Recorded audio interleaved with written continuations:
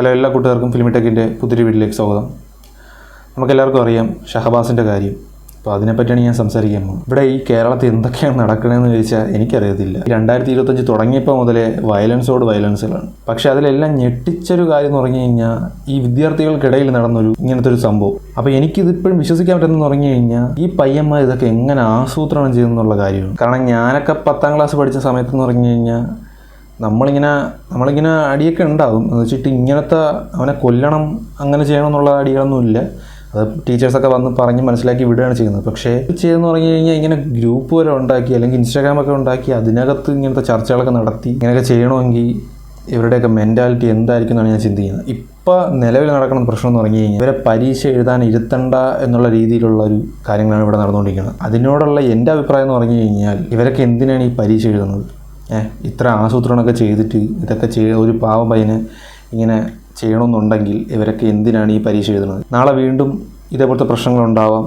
അപ്പോൾ അതുപോലെ തന്നെ വീണ്ടും ഇവരിങ്ങനെയൊക്കെ ചെയ്യൂല എന്ന് ആര് കണ്ടു എന്നാണ് ഞാൻ ചോദിക്കുന്നത്. ഇവർ ഈ ഒരു ഒറ്റ നിമിഷത്തിൽ തോന്നണ ഒരു കാര്യമായിരിക്കും, ഇപ്പോൾ അവൻ അങ്ങനെ ചെയ്ത് കളയാം എന്നവർക്ക് ഒറ്റ നിമിഷത്തിൽ തോന്നണമായിരിക്കും.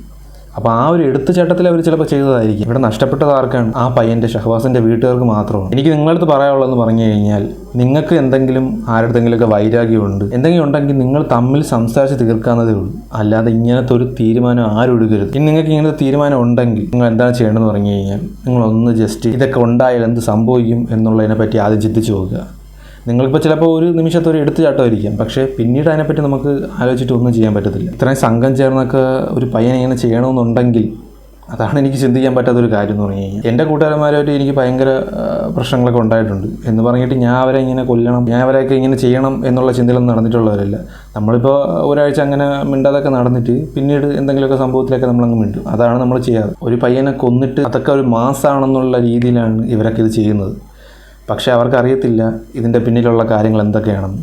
ഇതൊക്കെ ചെയ്യുമ്പോൾ ചിലപ്പോൾ സമൂഹത്തിൽ അവർ ഭയങ്കര മാസം എന്നായിരിക്കും അവർ വിചാരിക്കണം. പക്ഷേ സമൂഹത്തിൽ മാസമായിട്ട് ഒരു കാര്യമില്ല. സിനിമയിലൊക്കെ കാണിക്കുമായിരിക്കാം, പക്ഷേ സിനിമയിലെന്ന് പറഞ്ഞു കഴിഞ്ഞാൽ അവർ ആദ്യമേ ഇവർ കാണിക്കും ഈ സിനിമയിലുള്ള കഥാപാത്രങ്ങളും ഇതിലെ കാര്യങ്ങളൊന്നും ഒറിജിനലായിട്ട് നടന്നിട്ടുള്ളതെന്നല്ലെന്ന് അവർ എഴുതി കാണിച്ചിട്ടായിരിക്കും അങ്ങനത്തെ വയലൻസുകളൊക്കെ കാണിക്കുന്നത്. അപ്പോൾ അതിൽ നിന്ന് ഇൻസ്പയർ ചെയ്തിട്ട് നമ്മളത് ചെയ്യാൻ നിന്ന് കഴിഞ്ഞാൽ അത് റിയാലിറ്റി ആണെന്നുള്ള കാര്യം കൂടെ നമ്മൾ മനസ്സിലാക്കണം. സിനിമ കാണുന്നതിന് ജീവിതം നമ്മൾ ഒരിക്കലും വിചാരിക്കരുത്. അങ്ങനത്തെ മെൻറ്റാലിറ്റിയിൽ നമ്മൾ സിനിമ കാണുകയും ചെയ്യരുത് എന്നാണ് എൻ്റെ ഒരു അഭിപ്രായം. ഞാൻ വിചാരിക്കണം അങ്ങനെയാണ്.